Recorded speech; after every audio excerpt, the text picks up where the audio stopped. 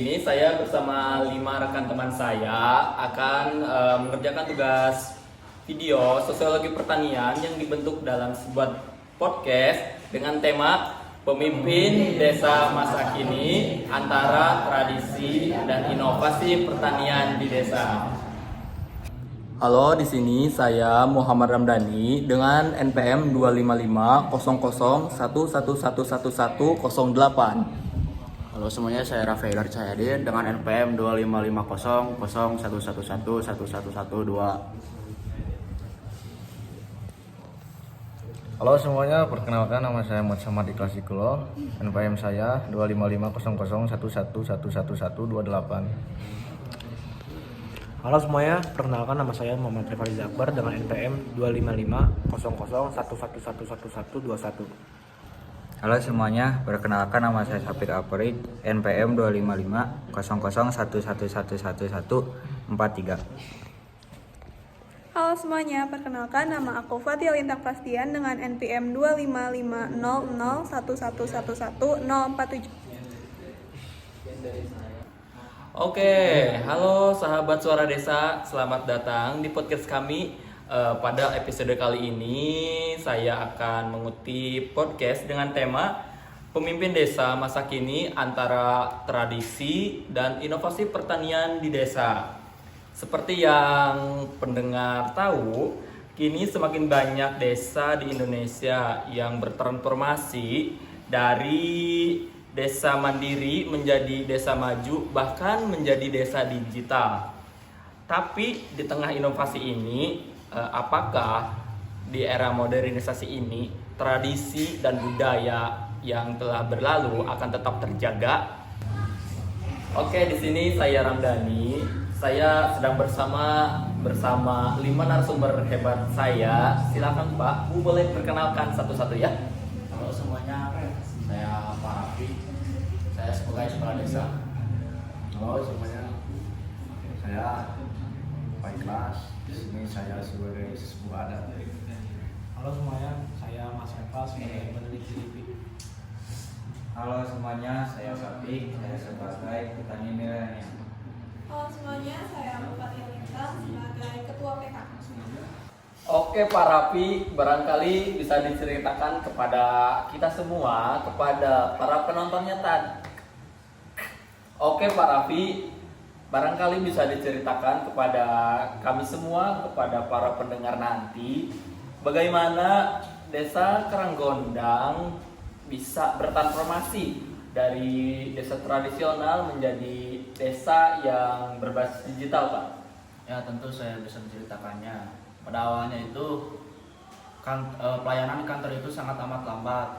Jadi setelah itu banyak komplain yang muncul dari penduduk desa. Lalu setelah banyak komplain itu kami mencoba untuk mengevaluasi. Jadi kita memunculkan sebuah sistem yang berbasis digital seperti surat, arsip, laporan keuangan. Jadi sehingga warga bisa mengakses itu semua dan bisa mengurus itu semua dari rumah. Oke. Lalu kami juga membantu UMKM dengan platform digital, jadi memudahkan kita semua para penduduk desa. Jadi bisa dari rumah ya Pak? Ya, Oke, luar biasa ya. Tapi bagaimana sih respon warga terkait hal itu Pak? awalnya itu kaget ya. Setelah itu ada pelatihan. Lalu warga malah minta lebih. Juga yang penting kita tetap mendampingi terus. Dan tetap melakukan pendekatan secara lokal seperti memakai bahasa daerah. Lalu mengadakan rembuk secara tradisional. Ya seperti itulah kurang lebihnya. Oke, tadi udah didengarkan ya penjelasan dari Pak Raffi sebagai kepala desa di Karanggondang. Jadi tadi ada sistem e-arsip, ada kemajuan UMKM di desa Karanggondang.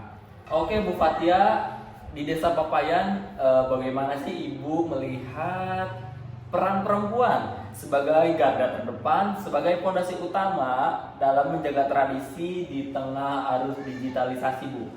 Oh, penting banget Mas. Kami perempuan PKK itu menggunakan media sosial untuk menyaluri budaya-budaya. Kayak contohnya kita membuat konten tentang menganyam bambu, tarian ronggeng, dan juga kami membuat konten tentang pembelajaran bahasa Sunda halus. Oke. Jadi inovasi bisa jadi alat pelestari ya Bu ya? Iya, bahkan konten-konten kita juga udah sampai ke luar negeri loh Mas. Oh. Jadi teknologi itu bukan sebagai penghalang buat kita menyalurkan budaya-budaya. Oke, luar biasa sekali ya. Itu barusan penjelasan dari Ibu Fatia, berasal dari Desa Papayan, di mana perempuan bukan menjadi penghalang, gender bukan menjadi penghalang untuk berkarya dan berinovasi. Kan? Oke, di sini saya bersama narasumber selanjutnya, yaitu Kang Sapik. Halo Kang Sapik. Halo. Oke, Kang Sapik nih bisa diceritakan nggak bagaimana Anda sebagai petani muda yang bisa menerapkan sistem smart farming dalam proses pertaniannya, Pak? Ya, mulai saja saya tinggal di Desa Sukamaju telah memulai pertanian smart farming dengan sensor tanah, irigasi otomatis, dan monitoring, tetapi tidak meninggalkan kearifan lokal seperti potongan dan musyawarah desa. Oke, Kang Sapik, dari penerapan Anda di pertanian smart farming, kira-kira tantangannya apa, Kang?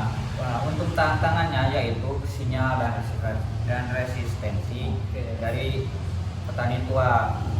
Setelah lihat hasilnya, mereka ikut belajar. Tapi sekarang malah kakek-kakek yang nonton YouTube. Oke, jadi begitu ya guys ya. Di balik kecerdasan smart farming juga pastinya ada keluhan-keluhan dan kekurangan-kekurangan di dalamnya. Bagaimana kita memproses untuk mengolah ke depannya. Oke, di sini saya bersama narasumber selanjutnya nih, bersama Pak Reval. Halo Pak Reval. Oke, jadi Pak Reval ini sebagai peneliti LIPI. Oke Pak, Anda sebagai peneliti LIPI nih, dari penelitian Anda, bagaimana desa bisa maju secara teknologi tanpa kehilangan citra aslinya, Pak? Oke. Kuncinya yaitu inklusif dan adaptif. Oke.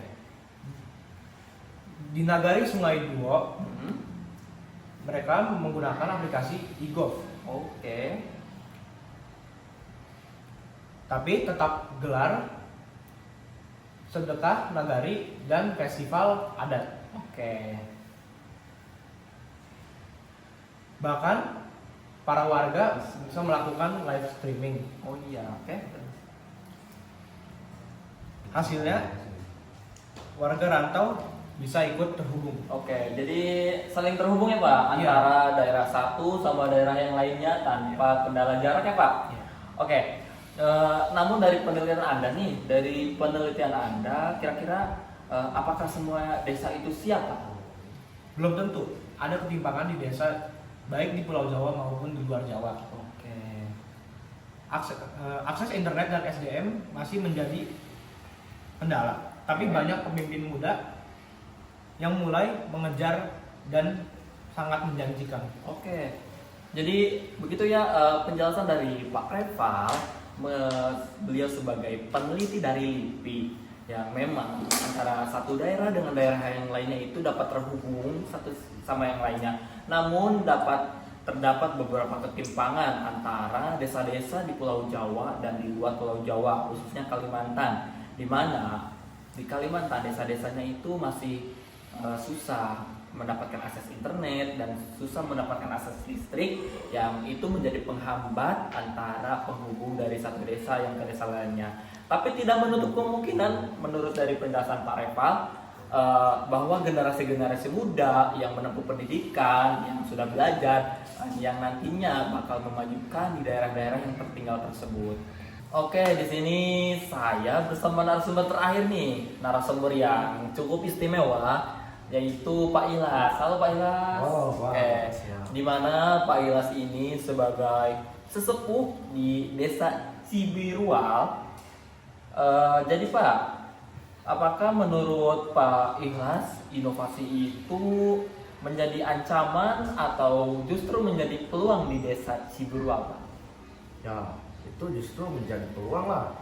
Asal kitanya juga mengerti bagaimana caranya untuk menjaga akarnya, seperti menjaga tradisi-tradisi turun-temurun dari leluhur, Ya. menjaga nama budaya, Oke. dan lain-lain. Oke. Kalau di desa saya kan di Ciburial ya, saya dan masyarakat di sana selalu menjaga dan tetap mengadakan gelar-gelaran seperti gelaran Alaksa, Oke. Mapalceri, dan Tumpengan. Oke. Tapi kami juga selalu mendokumentasikan secara digital. Jadi supaya anak-anak muda bisa belajar, menimba ilmu baru, dan memperdalam wawasan dan sebagainya walau lewat handphone. Oke. Tadi Bapak sudah menyebutkan beberapa tradisi di desa Ciburual, namun ada kekhawatiran tersendiri nggak budaya dan budaya itu akan pudar, Pak? Ya, untuk rasa kekhawatiran pastinya akan selalu ada ya. Ya. Tapi kalau pemimpin desanya kuat, mengerti sejarah, masyarakatnya kompak, dan selalu melibatkan ketua adat dalam hal apapun, Oke. budaya akan tetap menjadi roh desa dan teknologi hanyalah sebuah kendaraan. Oke. Begitu, Bang. Oke, terima kasih Pak Ilas. Jadi sekian ya penjelasan dari Pak Ilas sebagai sesepuh adat di desa Ciburual. Oke ya, kita tutup podcast pada episode kali ini dengan satu pertanyaan untuk semua Bapak dan Ibu ya. Kira-kira Bapak dan Ibu, apa mimpi Anda untuk di desa kalian? Bisa mulai dari Ibu? Untuk saya, mimpi di desa itu semoga desa saya menjadi desa yang ramah terhadap perempuan, anak, dan tetap kental terhadap budaya. Oke, dari Bapaknya? Untuk saya itu petani pintar, modern, dan tanpa takut ketinggalan. Oke, dari Bapaknya selanjutnya nih, apa ya kira-kira? Untuk saya desa digital yang transparan dan melayani warga 24 jam. Oke, barangkali pendapat dari Bapaknya ada? Ada. Oke. Untuk kalau dari saya, desa yang tetap menyapa leluhur meski hidup di zaman mesin. Oke. Dari Bapak terakhir nih, kira-kira apa ya pendapatnya? Kalau menurut saya itu desa yang inklusif, desa yang modern tapi tetap berakar pada budaya. Nah, oke, sekian ya para pendengar setia kami. Terima kasih yang sudah mendengarkan dari awal hingga akhir ini, yang sudah mendengarkan dari narasumber-narasumber hebat kami. Oke, selamat berjumpa di episode selanjutnya. Kami semua mengucapkan assalamualaikum warahmatullahi